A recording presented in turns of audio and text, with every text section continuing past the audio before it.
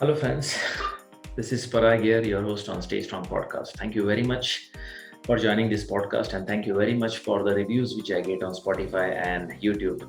Slowly, the podcast is catching up, and I'm glad that it is reaching a lot of people, and especially the women lifters out here in India are getting a little serious about kettlebells. It's my promise to bring the best of the best information in the world of kettlebells, kettlebell sport, and strength and conditioning.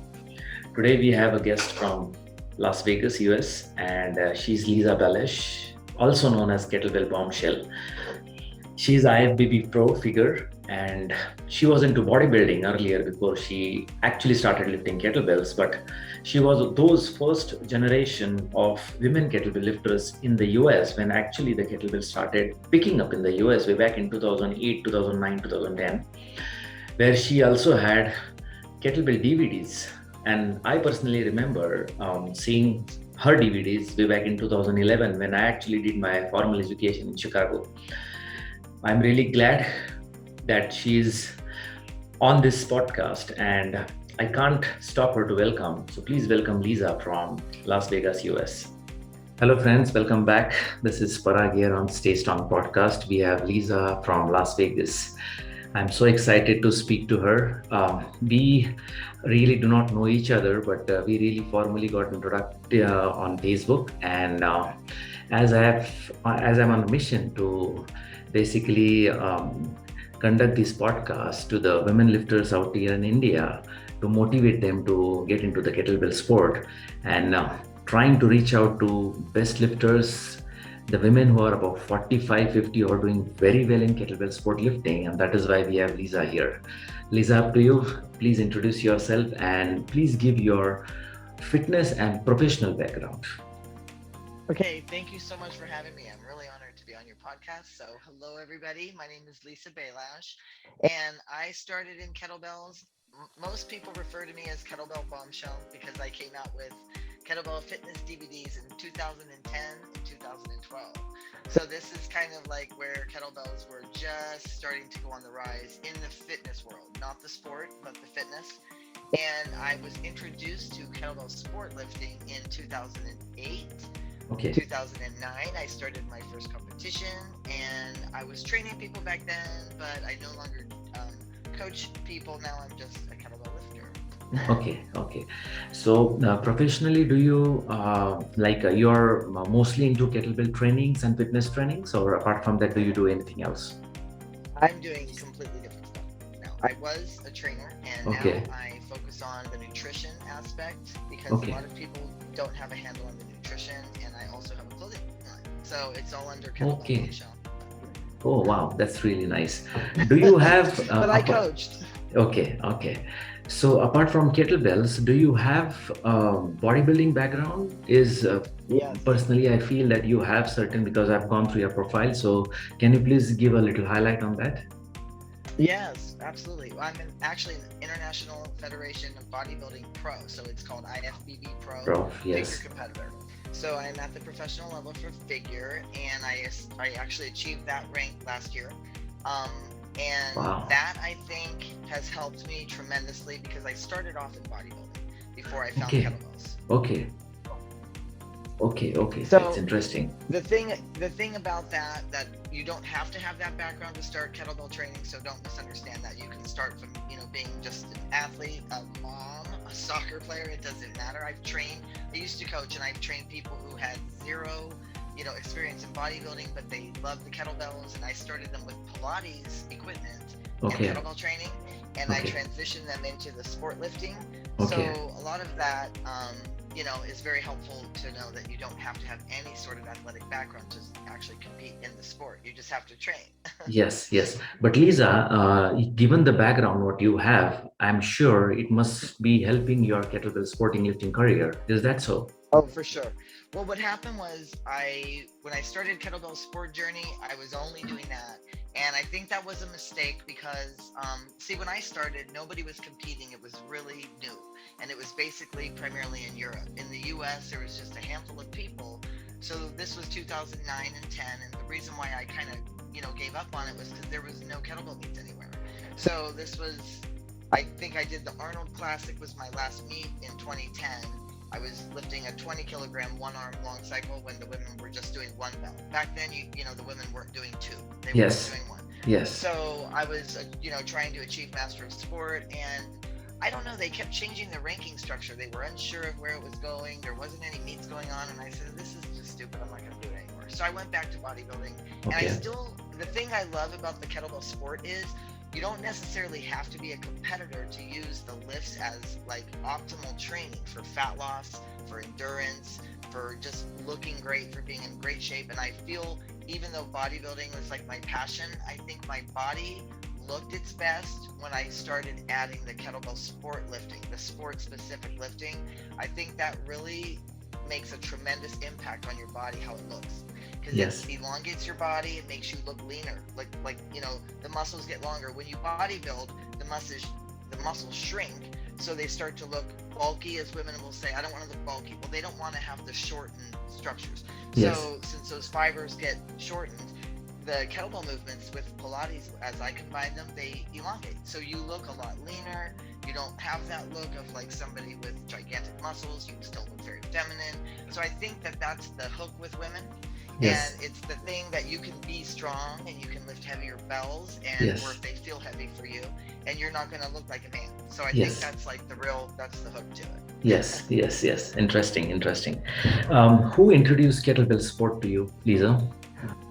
Well, I was working at the Arnold Schwarzenegger Okay. Classic in Okay. 2007, and Okay. Valery Fedorenko had a booth. And I was curious. I was working at ProLab. I was a sponsored athlete. So I was walking around, and I saw the big competition bells, and I'd never seen them before. I heard Okay. of Pavel. I never heard of Valery. I never knew there was a sport. So I walked over and I met Marty Farrell, and Okay. he's been my coach since 2009 and still to this day, and very Wow. good friend. He's the first man, American male, to achieve Master of Sport in all the lifts. So Okay. he's been a pro for a very long time, and he's so impressive, and he's very intelligent, so I just love him. But I met him there, and they kind of like, I don't want to say they made fun of me, but a little bit, because I didn't know anything, and they were just kind of like having fun with me. I just said, like, is Pavel here? You know who Pavel is. Yes. Yes. I Yes. was like, is Pavel here? I wanted to meet Pavel. Is Steve Cotter here? And they were like, no. And, so they were just kind of like doing their own thing. And I just kept going back over there. So I was just intrigued. I was like, I never saw these bells before. I thought they were so pretty. So Yes. Marty came by and over where I was working, and he handed me his card. And he said, if you're serious and you want to learn about this, this is my card. Okay. And I was like, okay, cool. And then I think we connected. I gave him my card as well, and I think we connected like 2 weeks later. And then he came out to Vegas and taught me, because I had no Okay. idea how to do it.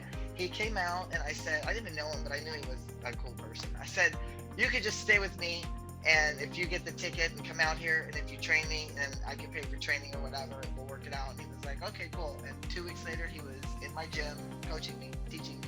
Interesting. Interesting. And that's where I guess your kettlebell sporting journey started. Yep, that's where it started. And it was so funny because back then we didn't have the camera phones. So he needed videos of me, and I would have to have the guy that worked down like on the other side of the building. He had a video production place. I would have to have him come over and actually video me, and, to send them, to Yes. Marty, because we didn't have the ways of YouTube and all this stuff that we have today. So I'm very fortunate that I was able to get involved early on. So back then I was like 38, 39, I think. And Okay. then I did it for a couple years. And then, like I said, nothing was happening. It was like not growing. There was only one organization that had kettlebell meets. It was Valeri, and you couldn't do anything. And then I Yes. just kind of thought, I'm not going to travel all over the world. I don't have the money to do that. And I'm not good enough. Like, I didn't want to go there. I'm going to lift a 12 kilogram and fly to Russia. Like, that to me, it's like, nah, and then get beat by everybody. I was like, it just didn't appeal to me. So I took a step back. And then I kept training and I kept working out, but then Marty switched me to the two bells, and Okay. women weren't doing that yet. So Yeah. I started lifting double 16s in 2009, 2010, up to like 2012. And then I just kind of like put the brakes on it, and I stepped away for quite a few years. Okay. And then I came back in 2017, and I did the competition that they had here. I think it was American Kettlebell Alliance. Okay. They AKA. have it at the Olympia. Yeah. Okay. Okay. Okay. So officially, your first competition was in 2017. Is that so? Mhm. No, officially my first competition was 2009, 2010. Okay, And then okay, I took a break and then I came back 2017. okay, It was a long okay. break. Yes, it was a long break. Yeah, Or actually, I wait, I'm wrong about that. I'm wrong about that. I'm sorry. It was 2014 because 2000, yeah, it was 2014. Sorry about that. okay, okay, okay, great. So I guess after coming a long break, I mean, it was I think close to 5 to 6 years of break. If Mhm. correct me if I'm wrong. What changes did you find when you started lifting the kettlebells? Like Well, in I found out how 2009? hard 10 minutes was. I found how hard 10 minutes straight was. Because it sounds like, and especially back then I had muscle from doing figure, so I thought it would be easy. But Okay. then I realized that you can't rely on the strength. It's not the strength. And so when people see the lifting, they might think, oh, that looks. The first thing people say that don't understand it is they'll say, oh, my shoulder hurts watching you do that. And I say, well, I'm not using my shoulder. I'm using my whole body, and, it's safe, whatever. So people will misunderstand that. So what happened was in 2016, I went to the California Open, and that was the first time I did doubles. So Okay. I won that meet. I did 104 with 212s, and that was the first time I'd ever stepped on the platform with two bells, and that was hard. I couldn't even do 100 in practice, so I was actually kind of shocked. I think I did like 90 something in practice, and I thought I really want 10 reps a minute. And then I got all discombobulated because the person next to me, she was doing like weird stuff. Like I could hear her and she was making all these noises, and then she was trying to like race me kind of. I could feel like I felt it. Her coach was yelling at her too. And I felt like she was trying to compete with me only. And so I thought, well, I'm gonna go faster. And that was stupid because I was like, oh, I can't keep this pace. So by minute 6, I had to slow down. But it really puts your ego in check when you Yes. compete in lifting, because you can't do stuff like that. You can't just be like after people, I want to beat people. And my whole thing with the sport is, yes, you're competing against people in your weight class. I don't look at it like that though. I look at it like alone, and I'm Yes. competing with me. And I want to make this rank, get these numbers. I want to look like this when I lift. I don't really concern myself with what they are doing, whoever is around me or in my weight class, because I feel like if they beat me, cool. That's like, it doesn't bother me. But I Yes. just want to know I'm doing the best I can do, and I'm beating my own numbers. And Okay. that's what's going to make you the best lifter, not chasing Yes. other people True. as an enemy, because I don't Yes. have time for all Yes, yes, that. yeah, that's a correct attitude towards the sport. And actually, that will help you grow internally. That is the most important. But Mhm. if you try to compete with someone else, it is going to put you off Yeah. because the things we cannot control will not have control. We will not have control on those things as well. And we can have control on ourselves, that is for sure. And even if people are going really fast in the beginning, like say they're doing 12 reps a minute with long cycle, that's fast, and you're Yes, doing 10 or 8 to 10, and then all of a sudden they get to minute 6 or 7, and all of a sudden they're just gassing out, and they're throwing the bells around, they're losing their grip, they're losing their form, and you can see them like crumbling like a house of cards. It's happened so many times where I've seen, I'm behind this person. I don't care. I'm keeping my pace. I'm doing my breathing. I'm doing what I'm supposed to do from my coach. And then all of a sudden you just come up behind them and you pass them because they try to straight out the gate be super fast. Or sometimes they try at the end to sprint toward the end, and that I yes, can't do that. I mean, some people can, but I can't do that. So I do better if I keep like a rhythmic thing. You know what I'm rhythmic thing. saying? So Yes, like yes, instead of me doing, I'll do 8, 8, 10, 10, 8, 10, 8. I can't do that. I have to be just the same way. And that's what works for me mentally, you know? yes, yes, yes. Every coach and every program is different for a different person. And some Yeah. people can sprint and they can slow down. Some people go very slow, they can go fast. So it's Yeah. basically depending upon every individual. Yeah, that is for sure. Yeah, now I guess you're 46, right, Lisa? What? No, I'm You actually 52. 52, 52, sorry. Yeah. Now, Yeah. Oh, that's okay. That's okay. you look 46 Thank or you. even younger. Thank you. um, what is the main challenge you have when you actually lift kettlebells at this age? I give up mentally. Okay, I'm okay, just like, I mean, for me, the challenge is the mind. It's like, and my coach has told me this numerous times. He says, you just quit too fast. And that's true, I do. Because sometimes I'm just like, oh, this is just too heavy, I gotta stop. And where I could easily keep going, but I just, mentally, I'm like, yeah, I don't really care. So that's my struggle, is getting over that, like I see other lifters that obviously when they make it to the end, 10 minutes every time, and they never set the bells down. In competition, I've set the bells down early a few times, and it was, just something that happens. And there's no guarantee you can do 10 minutes. The set is for 10 minutes, but everybody gets up there, and you just never know. You could lose your grip. You could just be tired that day. The weights could just not be, racking correctly. I've had that happen numerous times. So, and then here's the other challenge for me, and this goes along with the body shape, and for women, some other women have the same problem. The weight belt doesn't sit right on me because my waist is much smaller and my hip bones are wider. So to keep it where it should be, it moves up and down. So I've actually had to get used to not wearing it most times. Okay. And that's a challenge for your back and for resting in the rack position, like a good rest, because now you have to tense your abs. So it's easy to fatigue from not wearing the weight belt. I've never hurt myself per se, but it's just easy for that to happen, so I struggle with that. And many people, I ordered a belt from Arseni, the one for women that sits on the hip. That thing doesn't fit me to save my life. If anything, it gets in my way. Okay. So it's beautiful. I love it. Okay. But my body type just doesn't fit. So there's a few girls that have had that same problem.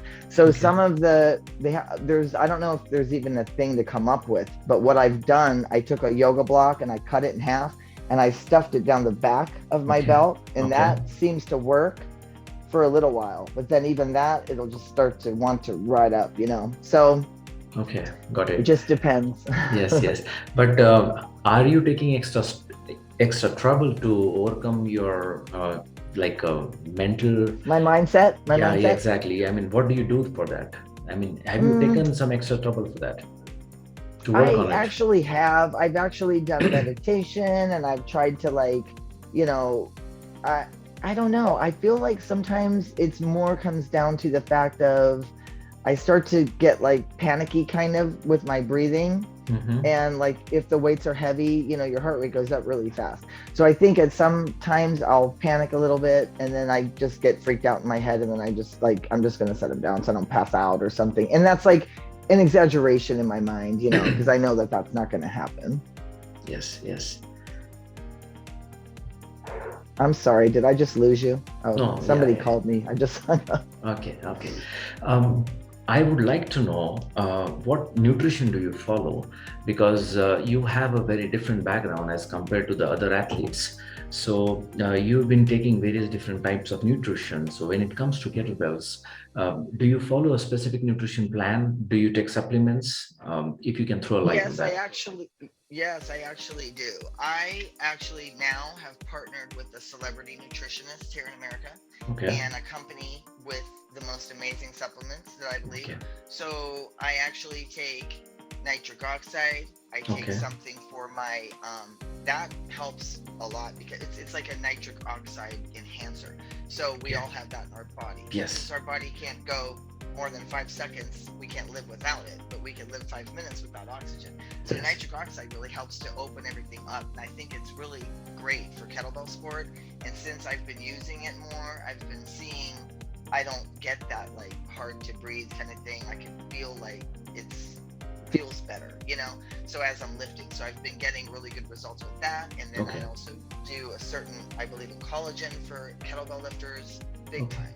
Because when I started using collagen in 2015, it helped my elbows tremendously, like the joints, tendons, and ligaments. So collagen is a good supplement. And I also believe in MCT oil before you lift, especially longer lifts, because that your body will go to for energy super quick.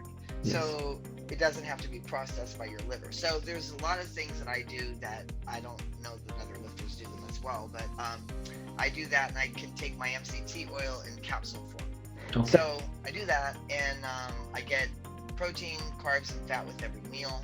And like I said, I do nutrition, for people. So if anybody is interested, they can always contact me too. Sure. But it is amazing. There's so much that goes into preparing for the meet and actually fueling your body properly. And a lot of times people will eat or think a caffeine will help them, or a certain type of food, or avoiding carbs. A lot of people are afraid to eat carbohydrates because they get such a bad rap. But when you're an endurance athlete, which is what kettlebells are, you need carbohydrates, you need some fats, so that's why I go with the MCT oil. So I Yes. usually take like 3 capsules before I start my sets, Okay. and I feel like that keeps my energy there. Okay. So if you Okay. don't have enough food that day, that your body will actually use that as a source quicker, and that's Yes. going to be what you're going to burn. So that helps you burn more fat too. Yes. So it's possible to stay lean and still eat to train for the sport. Yes. Yes. So, what is a typical program like? Do you train 3 times a week, 4 times a week, or do you train pretty every day? How does like a short sets? How do you do? I do 3 to 4 days kettlebell, and then Okay. I'll do it depending on how tired or not tired I am. I'll mix some bodybuilding in with on the opposite days. So say Okay. I did like a heavy kettlebell set on Monday. So I did a 28 kilogram yesterday for one arm long cycle. I did like, a couple sets of 2 minutes each side. And I was pretty tired and pretty hungry after that. So today, my whole body kind of feels a little banged up, so I'll take today off. Now Okay. tomorrow, I'll probably train legs because I want to keep my legs really strong. So I'll train legs, and then the next day I'll go back to a kettlebell set, but it'll be like light and fast, more cardio endurance. And Okay. then I'll train another body part the next day because my upper body won't be as sore from the lighter bells. So then I Yes. can train like back or chest or shoulders or something like that. So I Okay. still like to isolate the muscles with bodybuilding, even though you're still working out all your muscles with kettlebells, but I still like the isolation moves as Okay. well. Okay. But yeah, so then I just kind of alternate. I like to take at least one full day of rest and recovery. Okay. You can do cardio on that day. Like I could, if I felt like, I haven't done it in a while, but if I felt like going and doing, running or stairs or something like that, I could do that because I just consider that for the endurance. But I do like to take a full day off. Okay. Okay. Interesting. Great. From kettlebell lifting, do you have any negative experience? Maybe injury, maybe anything. I don't know. Maybe your experience will be. It will be Well, great if you can share. I would say my first negative experience was probably the judging and the changing it up from the criteria, to Okay. go through the ranks. Because when I started, it was new. And the first competition I had a judge who was so weird. He was making me like hold the lockout for more than 1 second at a time. He wouldn't count my rep. I mean, and it wasn't moving. He was just being weird. I mean, I think sometimes, people don't realize you can put the work in, but if the person judging you, and I don't know that there are many judges like this man, but if there are many people out there that are, thinking they can just do however many they can do, the judge can stop your pace and slow you down. And so he did that to me, where he made it impossible for me to hit the number I needed to get the rank. So that was a bad experience. But Okay. other than that, happened one time. Every Okay. other time I've had a great judge. So I'm not going to say all the judges are awful. No, I've had great judges. But I mean, sometimes people, I've never gotten a no count at any meet. So I'm proud of that. But a Wow. lot of times people will get a no count because they either just throw the belt up there and hurry up and bring it down. They don't fixate it. It's not locked out, or they do something in the clean and they have to redrop it and reclean it. Instead, they just do a rep and they get a no count. But I've never had a no count. So that is good. But because that's one thing that Marty has taught me, as long as you exhale at the top, your shoulder sinks and you're going to fixate. So you just have to do the breathing, and as long as you get that breath at the top, then you're probably not going to get a no count. But it's Okay. people that just go fast like this, you can't Yeah. do that. Yes. Yes. True. It True. does have to be strict. So if Yes. somebody is new, they may go to a meet and get a couple of those, and they shouldn't let that bother them, because it's part of the process of learning, like anything. So Yes. True. True. True. And you do you have any kind of injuries with kettlebells or maybe training? Nothing. Okay, no, that's I've really been nice. so blessed. But you know what I do? I use this tool on my body. It's called a fascia blaster. They Okay. sell it here in the U.S. I don't know if she sells it anywhere else, but it's a long stick and it has these little prongs on it that look like Okay. this, like Yeah. little flowers. And and you like rub your body with it all over. And I Okay. swear, I think I've prevented a lot of injuries because it breaks up the scar tissue in your body, and it loosens up the fascia, which is what, all of the muscles are contained in fascia. Yes. So I think because I've used that thing for so many years, and I always do my neck and my shoulders, and even right before I lift, if I'm warming up and if I'm doing something overhead and I feel a twinge of anything, I stop. I go get this thing and I just start rubbing it out, and you would be surprised. It actually narrowed my lockout. Like, my arms used to be out like this. It made them come in closer because once you open Wow. the fibers, it like helps you become more flexible too. So Yes. I think it's really helped me. And I had one injury that kept me out of the sport for 7 months, and that Oh, was I was driving my car and the power steering went out, and I actually hurt my neck really bad when I tried to turn it without power steering. So I got an injury driving my car, not okay. know. But But yeah, yeah, but that has those sport affected your injuries. kettlebell sport. Oh yeah, I had to take a break, and I couldn't do anything. I could bodybuild, but I couldn't do this. It would go like that, and I was like, what the heck? And I remember Jennifer Hittenberger was over here one time. She was visiting in Vegas, and she came over to lift, and she was trying to help me figure it out. I was like, I don't know what this is, but it hurt so bad I couldn't even do one rep of anything. And I remember thinking, oh, I'm never going to get back. And see, and this is the thing too. What people need to learn too is, just because you take a break from something, they think, oh, it's going to take me forever to get to where I was. It doesn't.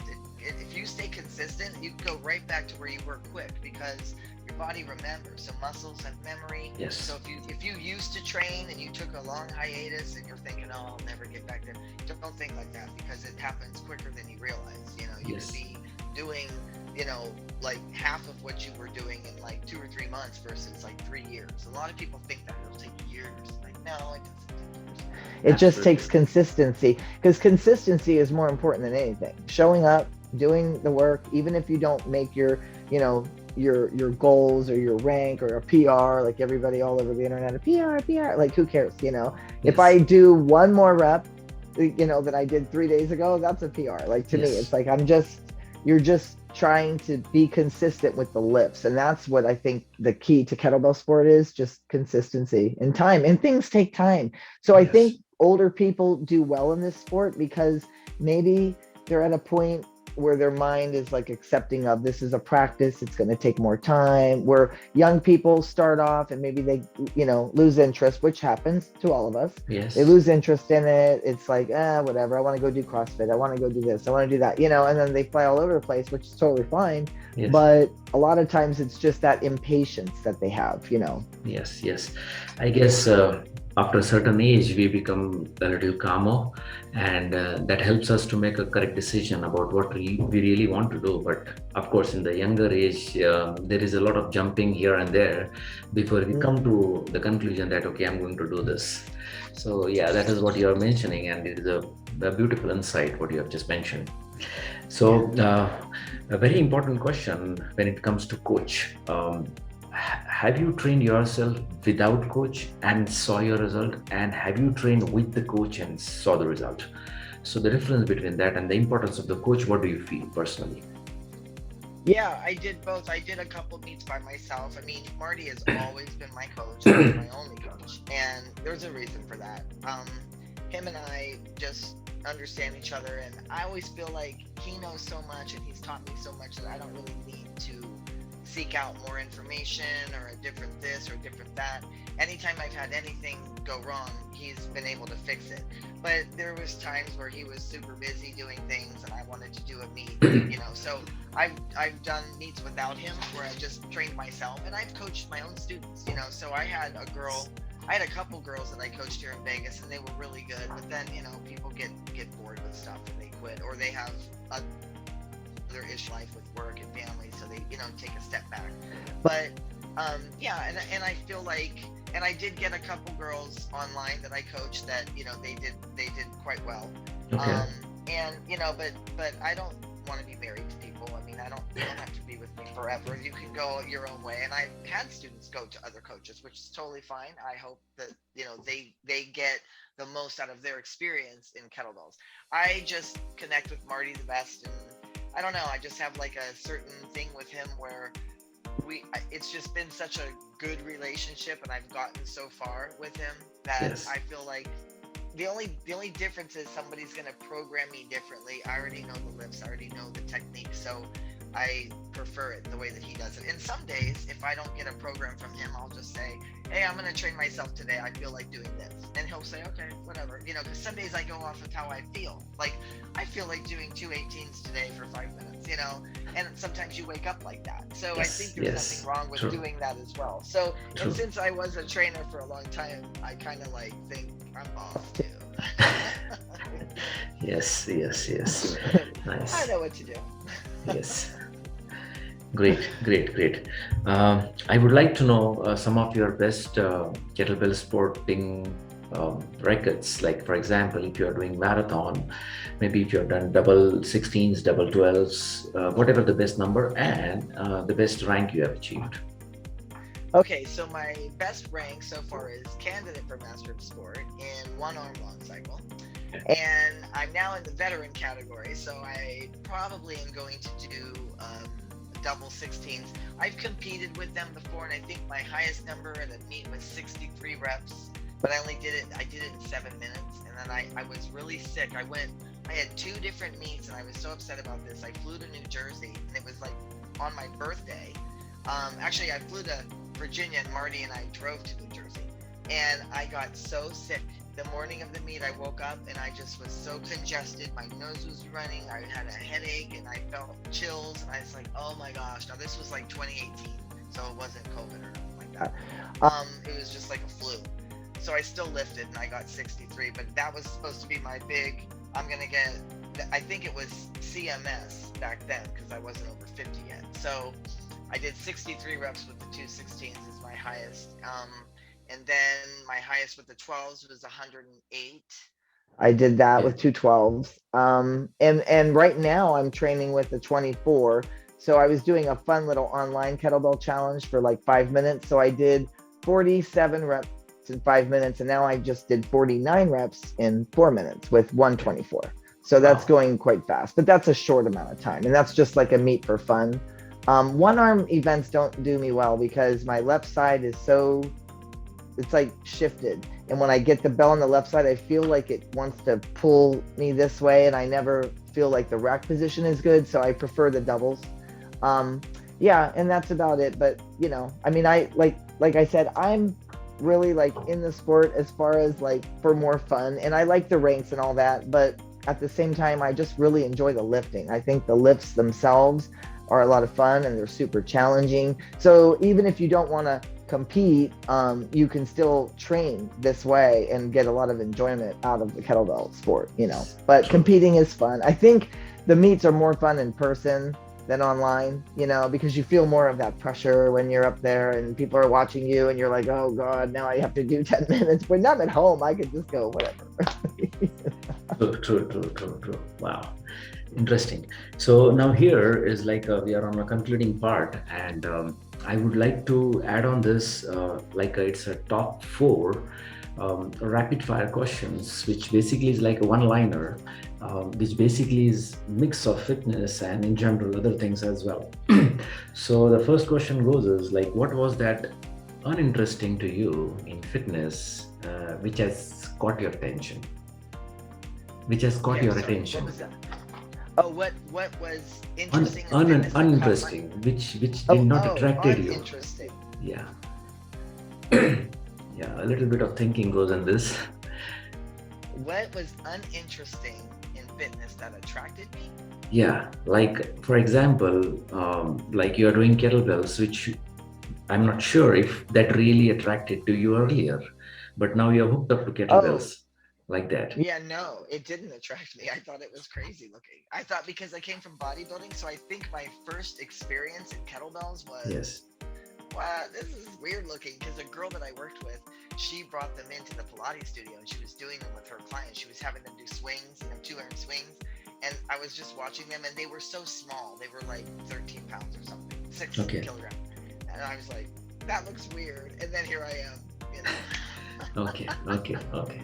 Great. So the next one is on nutrition. Ketogenic or paleo? What would you choose? Paleo. I can't go without carbs. Okay. Ever. Okay. Okay. They have Okay. to kill me.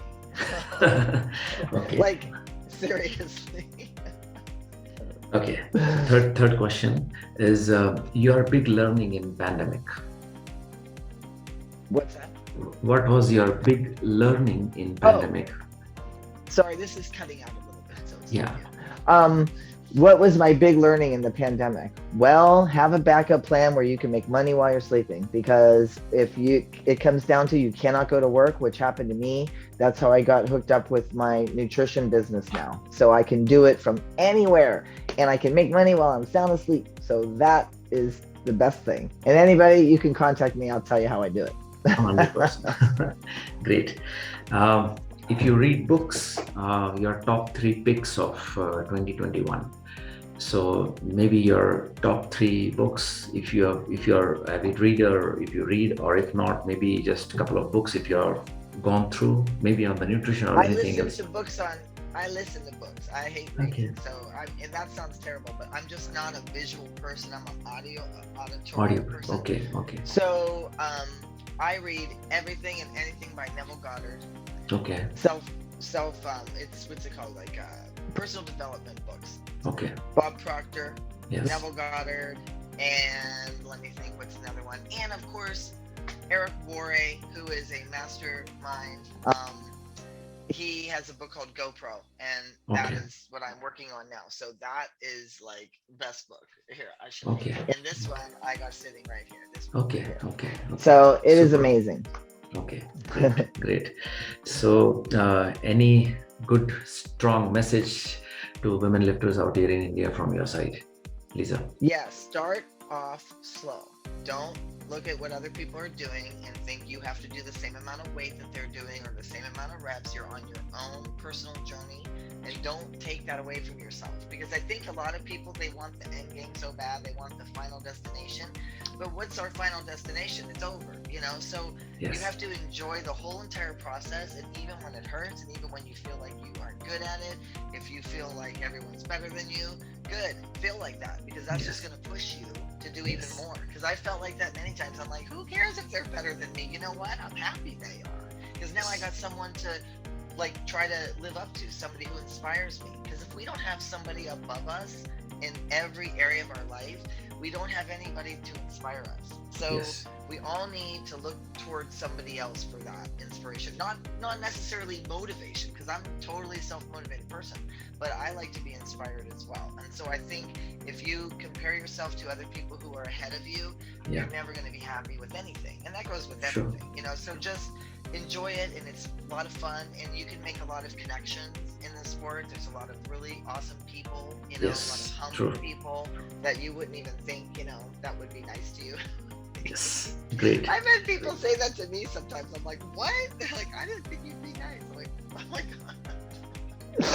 But I am. Yes, Yeah, and I'm yes. funny. I like TikTok. I make all kinds of funny TikToks, and people get surprised when they see I have a sense of humor too, because I Yes. seemed kind of serious a lot of times. I did for the last like 10 years. I was so focused on my business and, building my brand and everything. And then Yes. I just decided through the pandemic too, it's like, you know what? Life is short. We got to like enjoy being here. So live in the moment.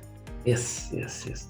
Thank you. Thank you very much, Lisa. It was so insightful. And Oh, thank you. yeah, a lot of information is what we have got through this podcast, which will go on the YouTube and Spotify. I'll share the link with you. I wish you loads and loads of luck. And I'm sure someday we'll meet, maybe in one of the competitions. Yes, for sure. And congrats on you bringing the beautiful sport to India. Yes. Incredible. Yes. So Thank thanks you. a lot. Thank you. Thank you very much. Thank I'll you. stop the recording. Thank you too.